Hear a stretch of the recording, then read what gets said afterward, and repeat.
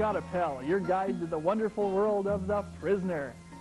Tonight's episode, A Change of Mind, is yet another turning point in the prisoner's relationship with the village. As a matter of fact, it's one of the most important turning points. As we've mentioned before in our reordering of the episodes, the series appears almost as a three-act play. Over the past 6 weeks, we've seen Act 2, the battle for the prisoner's mind. We've seen the village manipulate his dreams in A, B, and C, manipulate his fantasies in Living in Harmony, and change his very reality by placing his mind in the body of another person in Do Not Forsake Me. But the keynote of Act 2 is stalemate. The prisoner thwarts the village's schemes, but he remains its prisoner for the next round.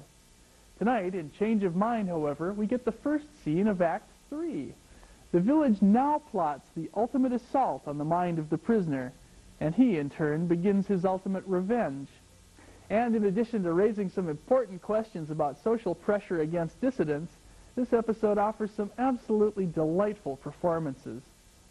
After tonight's episode, I'll be back to talk some more about the symbols in the series. So I'll see you then, unless you or I have a change of mind. I think I'll have a cup of tea. Oh, hello again. Have you noticed the large role tea plays in this series? Not just in this episode, but from the weekly opening scene where McGowan's thunderous resignation shatters a teacup, right through to the very last episode where tea is used to celebrate. A river of tea flows through this series. What is it about breakfasts, too? Every time you turn around, some number 2 is offering breakfast to someone, most of whom wisely refuse his hospitality. Well, these are only minor observations, but by now we're probably all familiar with the more blatant symbols of the series. The umbrellas, the high-wheeler bicycle, Rover, the butler, and so on. While the tea theme can probably be attributed to the fact that this is a British series, these other symbols have been consciously woven into the fabric of the show to tell us something, either about the prisoner, the village, or about ourselves. Take the butler, for instance, the mysterious midget who most often delivers the tea. He never speaks, although we're never told he's mute. That's just our assumption. His job is to serve the power, and he does so with admirable loyalty and efficiency. Perhaps he's supposed to represent the little person in society, the one whom the state theoretically exists to protect, but who, in this microcosm called the village, ends up serving the state instead. Or perhaps the butler is number 1. We get many clues to support this theory. Aside from the prisoner, the butler alone wears no badge and has no number, and he's always at the scene of significant action. And while we never hear him speak, we know number 1 only as a voice on the phone, a voice that never calls when the butler is around. Perhaps we've overlooked the butler, both figuratively and literally, as the prime candidate for number 1. The final episode is full of clues to this effect, and it seems somehow to fit McGowan's dry British wit that after 17 episodes of mystery and torture, we finally discover that the butler did it. Another fascinating symbolic character in this allegorical series is Rover, although it wasn't until the Schizoid Man episode did we learn that the Great White Village Ball had a name. Rover. It reinforces what we've seen repeatedly, this huge globe acting as a guard dog or watchdog of the village. But what is Rover made of? Is it biological or technological? Is it capable of independent thought and action? Does it drink tea? Well, we have some clues, but not many. We know that Rover resides at the bottom of the village bay, for instance, merging with the ground when not in use. We know it's activated by the control room, but how is it controlled?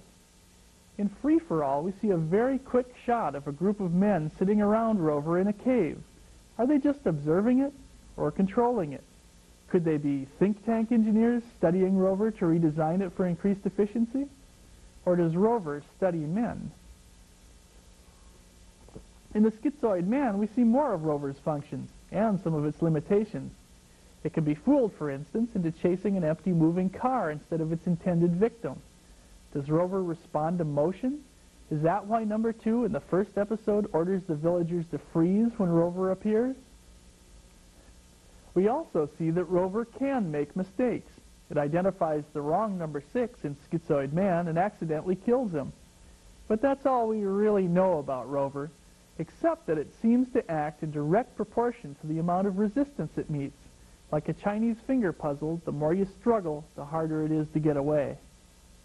Because we viewers recognize Rover as a weather balloon, we assume it's hollow. But what if it's really solid? A lump of semi-intelligent protoplasm, like a giant amoeba? This might explain its shape-shifting abilities, as well as its ability to withstand direct bullet hits without popping.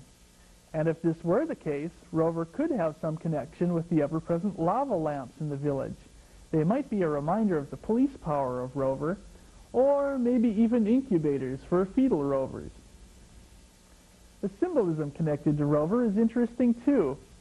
White is usually associated with purity, and a circle or globe is usually a symbol of wholeness or perfection. In Rover, these symbolic meanings are reversed. What appears good is evil. What appears harmless is deadly. In the village, even symbols aren't what they appear.